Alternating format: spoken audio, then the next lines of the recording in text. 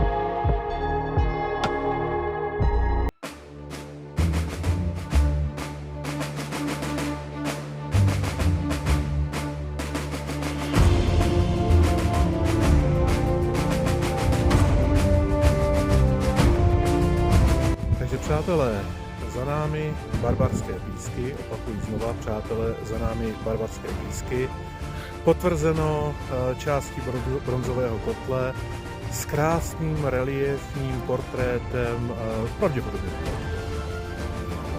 No každopádně nějaký germán to bude, je to moc hezký, uvidíte ve videjčku. Jiří, řekni, jaké to bylo?